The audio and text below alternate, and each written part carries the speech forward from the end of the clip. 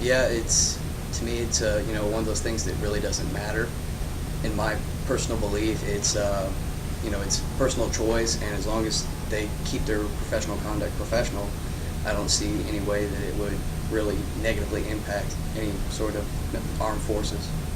I don't see it affecting my performance because that is strictly on me, and so anything that I'm trying to do, it's to, I guess, do the best job I could, and so whatever policy they repeal for other people in their personal life, that shouldn't affect anything professionally. Well, I guess one of the biggest issues I see with the repealing of the "Don't Ask, Don't Tell" is people that are against it, or persecuting it, anything like that. It affect their job performance or the way they look at other people if they were to come and reveal their sexuality. Well, no one I would know 100%, but I am sure that I have worked with several people that are homosexual, and like I said, their sexual preference is their choice. And to me, as long as, everyone I've worked with has been extremely professional, so I don't see that changing with someone's sexual preference. Well, the majority of people I work with, when that topic does get brought up, the repealing of the "Don't Ask, Don't Tell," we all kind of agree that as long as they're doing their job and they're keeping it professional, I mean, we all agree that it's not really that big a deal. It's something that we don't think is going to affect how we are or what we do.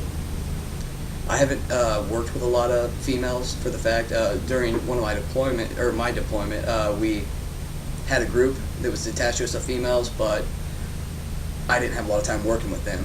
So, if I were to work with anyone, it'd probably be male. I do work with pretty much strictly males.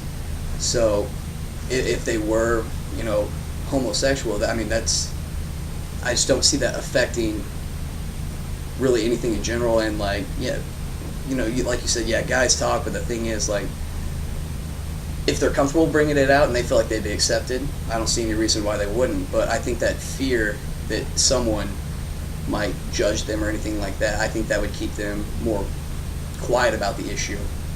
But I don't know, it's been the way it is for so long, and now that it's been changed, I don't see it changing that rapid, I guess you could say. I see it more taking some time. It's really recent. It's very fresh, this change. So I would see it taking years for people to be fully comfortable with the topic. Overall, no. I mean, like I've said a lot, in my opinion, I don't think it's really going to change that much of how the military works. I mean, their personal life, where their sexual life is completely kept away from the professional side of the issue. So whatever they do on their personal time, that's their own thing. So if they're out there, as long as they're doing their job and performing, it's just one of those things that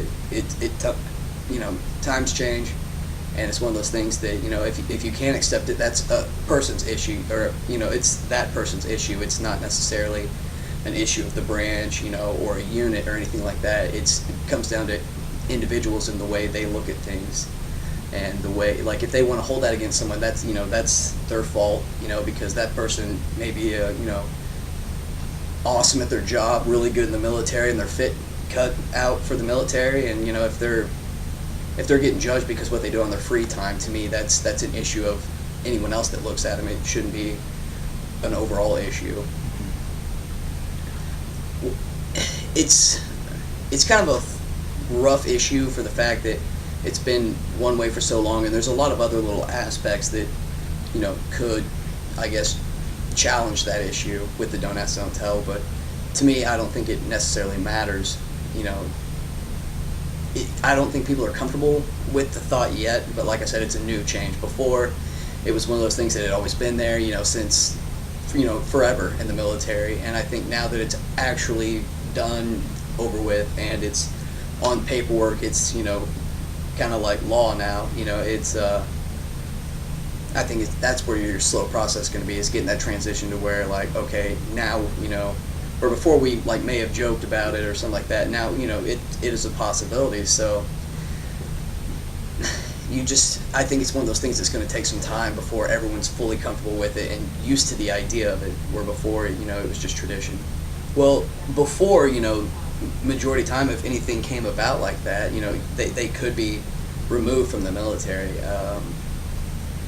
Like I said again, I think I think one of the best things about the whole repeal of the Donuts Don't Tell is it doesn't matter, how well they did their job and stuff, but if that were discovered, they could be, removed from the military. And I think that's kind of a poor judge of a person's character, because they could be really great at their job and, really intelligent and benefit overall the military. And if they were asked to leave because of their personal life, I think that's, a negative. You're not getting the full, I guess, mix of all the cultures coming together and working as one. As Americans, we're supposed to be land of the free. So, and like I said, yeah, I understand the job specifications. I understand the rules there, but that's separated. I mean, yeah, there's rules of how you're supposed to live your personal life in the military, but the thing is, like I said, it's personal, and as long as it doesn't affect the professional side, I don't see why it should ever be an issue.